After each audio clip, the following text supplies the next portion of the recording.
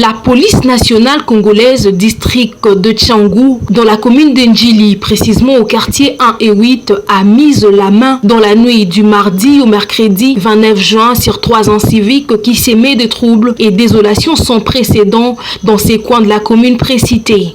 Selon les informations recueillies sur place, ces inciviques ont été pris main dans les sacs avec 2 machettes en terrorisant un paisible motocycliste au couloir Kimbuta. À en croire le commandant Lei Kilosa, commandant dissociat de cette entité, ces inciviques venaient fraîchement de la prison, bénéficiaires de la grâce présidentielle, et depuis leur retour au bercail, a précisé les commandants Lei, plusieurs plaintes à leur charge ont été enregistrées. Dans les soucis de mettre en exergue leur mission régalienne, celle de protéger les citoyens et leurs biens, ces inciviques ne devaient que subir la rigueur de la loi, a renchéri les commandants dissociat Lei Kilosa. Profitant de cette occasion, ces derniers a exhorté la population de pouvoir travailler dans un commun accord avec la police en dénonçant ces derniers.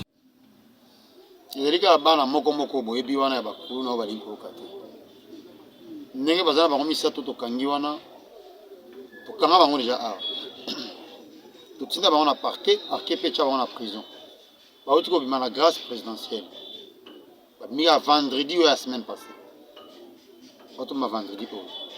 Le mercredi. Bakanga milisusu. Monique baza bato moko bazolinga ko changer te. Mais biso to kolemba pe bango te. Parce que nous sommes obligés de protéger la population de façon que va vaquer librement na ba occupation na bango. Luna moko akanga mina cadre ya kuna banda obunda des écuries. Écurie ya ba américain na bana bazota na quartier 5 6 basangani bazobunda na bana 1 mosusu wana ba agresaki garçon moko ya moto babotoli mbongo na téléphone babetie ba mbata ya machette nda ya ekoluka biso na office na biso toke tolandi bango Dieu merci to mettre main sur moko et na moko to kangaki wana il est parmi les réputés et les récidivistes. Moi, wana ayoki so pasi makasi immortel. So quand il est en prison, voilà que abimi na grâce présidentielle, mais allez ko lâcher prise, il continue. Il y a ko tracasser la population, ko botola biloko, ko beta machette. Ce n'est pas bien. To kangi les sous. To ko tinde sous kaka ki de droit de façon que azonga bisiko ya outi. Ba mama na batata bofungola matoi. Bote ya bana. Ko bota eza malamu me ko boko les ama pasi bo lembate bo bunda kote ya bana. Et surtout ceux qui bolingi bo sungama bo travailler na biso police. Bisiko moni mabe azala mwana yo, azala mwana mutu dénoncer. Dénoncer de façon que to meke un peu ko sécuriser population na biso po bazala malamu. Côté à Bana. Bana va tout mabete et vous êtes là, vous avez mon main, vous ne faites rien.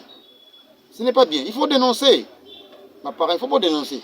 Si vous dénoncez, alors, je trouve ça la gamme ça, Nabiso. Mais tu sais, Bino. Boya peine Nabiso, tu travailles Nabino en dénonçant Bana Oya Mabe, Bisika Bazali, Bisika Bago Batama, Bisika Bazo Sala Mabe. Parce que Baza Kati Nabino. Bozo vivre na Bangona Banda Nabino, Nabisika Nyoso Bino Bosa. Baza Bano Bino Boti.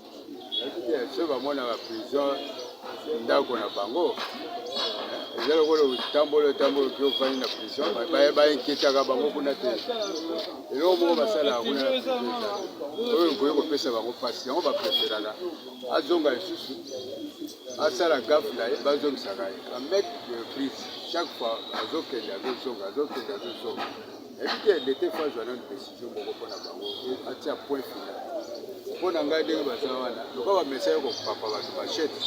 La soda est sur la ligne technique d'accord. Pas de job, on va tirer avant de la ligne d'attaque. Si la guerre est comme ça, pour la banque parce que ceux qui vont avoir une décision, va ça la banque. On va droit de l'homme. Il s'y est dénoté que la population de quartier 1 et 8 dans la commune d'Ndjili, qui vivait dans une insécurité sans précédent, retrouve peu à peu sa quiétude depuis l'arrivée du commandant Lei Kilosa dans ces coins de la capitale.